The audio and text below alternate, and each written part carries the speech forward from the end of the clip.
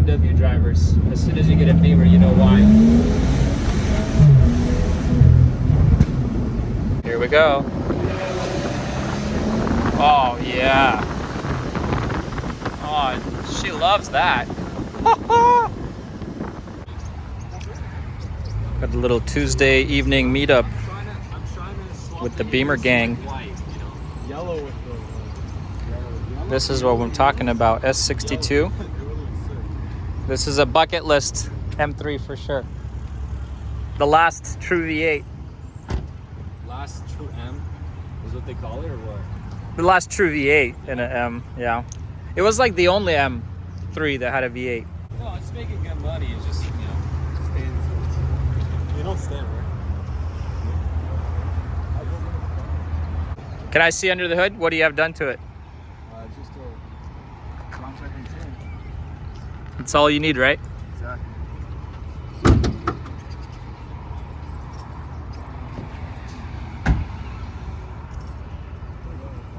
I test drove a 540 the other day with this engine. Did pretty good.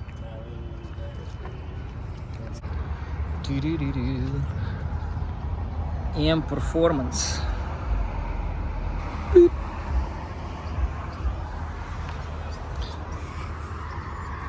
I just actually flipped my car to the E30 Blend tune. We'll see if I can keep up with the M boys. We have an N55, I think S55, S63, and then B58. Little cruise coming up. What's up, everybody? Today we're doing a fun little video and review and first impressions of switching over to the E30 Blend MHD Stage2 tune. I've experimented a little bit with spiking my fuel in my N55 335i 2013 F30 sedan, and the car's behaved well. So for example, MHD gives you a lot of options with the tunes, as well as flipping tunes on the fly with your BC button. And then there's 4 slots, and previously I had like a 91 tunes and 93 octane tunes, and when I would mix some gallon or two of E85 in my tank, the car would perform better. You could just feel it run happier in boost, and in the logging you would see that it's better. But I said, you know what, whatever, I'm just going to reflash the car. I went to the pump yesterday and I added 4+ gallons. I think it was 4.5 gallons, which brings us up to the E30 Blend. I had a quarter of my tank that needed to be filled, and that was exactly like those 4.5 gallons. I think this tank is like 16 gallons total, or 15.9.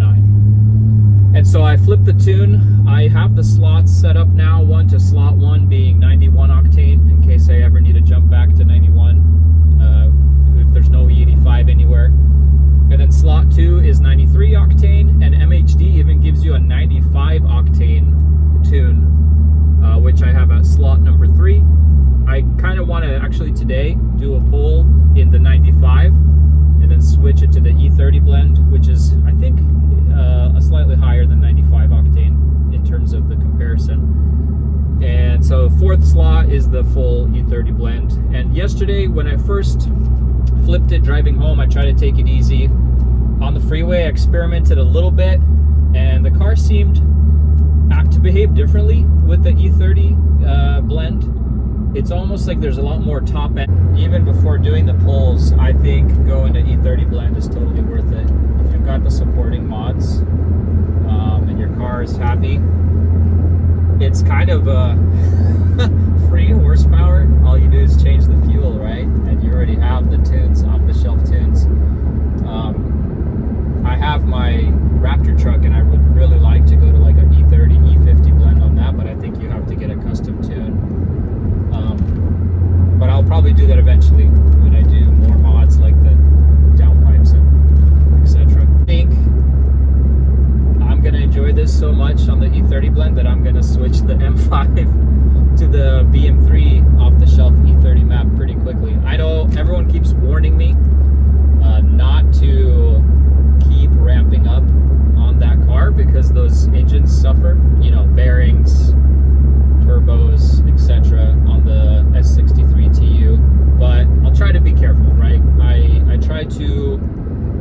make sure the car's warm. I don't abuse it in the regard of mobbing on it when it's cold, letting it stay hot and shutting it off, things like that. Like I guess over time I've kind of learned tips and tricks on how to nicely treat your engine so that it'll serve you longer while, you know, enjoying the full capacity or the full potential.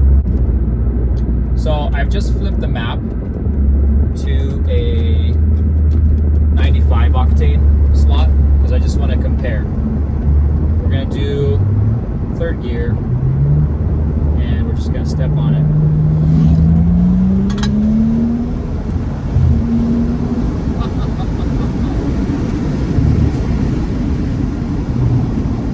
Oh yeah.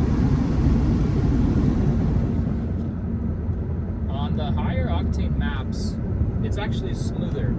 I feel like on the 92 pump gas and 91 stage 2 tunes, it kind of kicks harder right away and then it falls off a bit after 5.5K to redline, which is like almost 7K. Here it just seems to be very smooth and pulling hard. To note, there's a stage 2 plus tune, but I'm not sure if E30 Blend is supported for that, because again, that means higher boost, and who knows if the fuel pump will have enough. Needless to say, make sure you do logging. The MHD app provides logging, and so does the BM3 app provides logging. So when you flash your car, do some good logs to make sure your car's happy and safe, not running lean or not knocking, and you should be pretty good. So I mean, that map felt good, but honestly I got a little bit of the taste of the glory. That's my Nacho Libre reference for those that know. But here's the E30. This is going to be a little more fun, I'm presuming. Ready?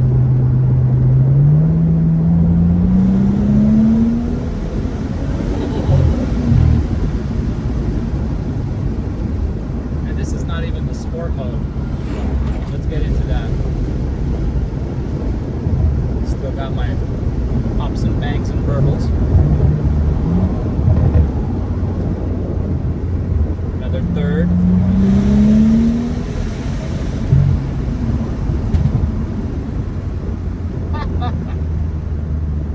It's very smooth. It just feels, it's not crazy dramatic, it just feels like more everywhere. Oh yeah.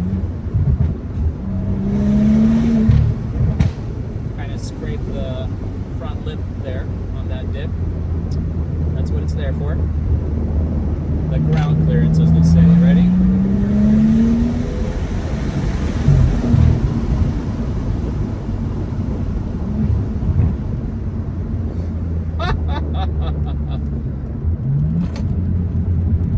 Can't blame BMW drivers. As soon as you get a Beamer, you know why.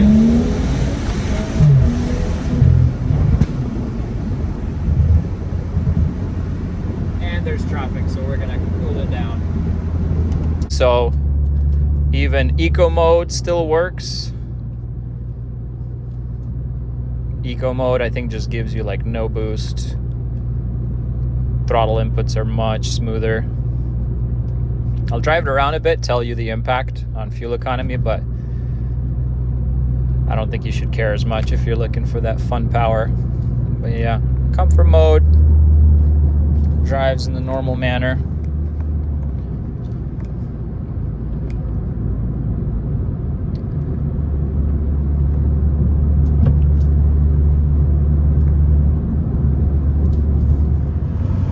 So we're still in comfort mode, but the sport shifting.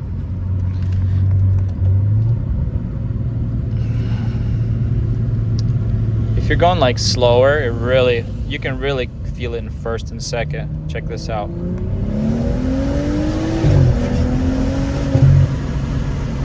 Yeah. She just wafts you along.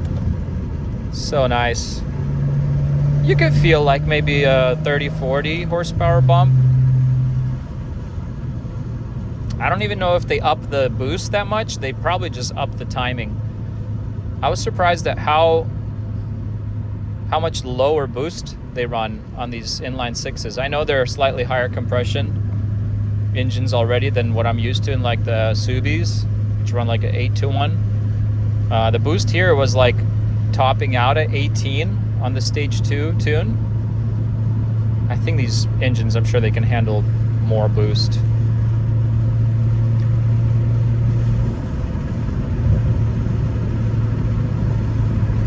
Let me open this up, see if there's better lighting.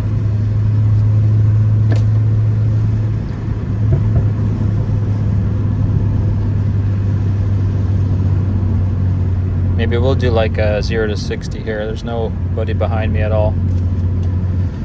Okie doke. Sport Plus. Y'all ready?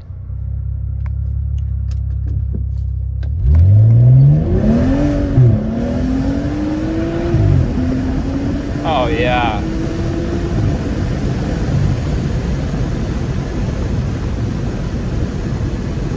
Lovely.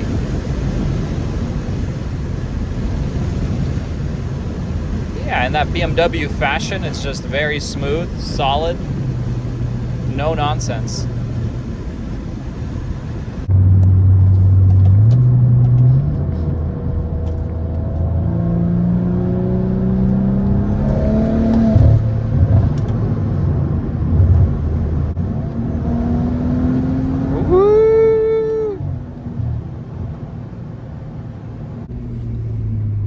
Finally on the home stretch.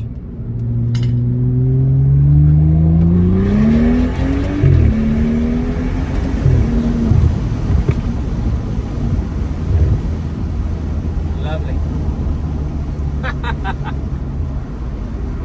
The daily became more fun all of a sudden. And then we're gonna get used to it and want more power. Let's try the DSC off, shall we? See if she'll give us any fun burnout action, right?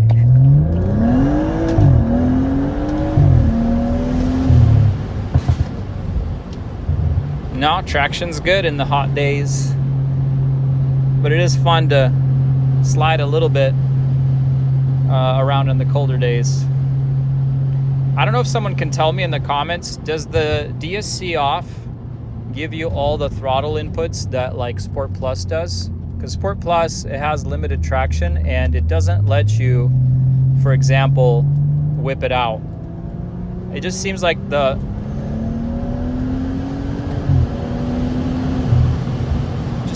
Sport Plus is more responsive, but the DSC off is what lets you do the burnies or the sliding. And I wish DSC off just meant Sport Plus without the traction at all.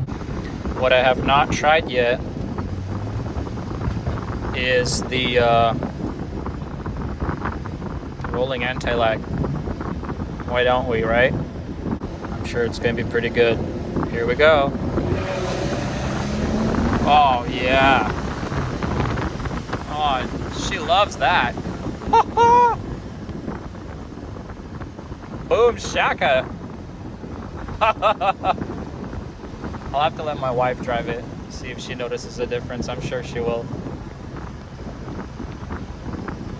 You know it's a good daily when your wife actually approves.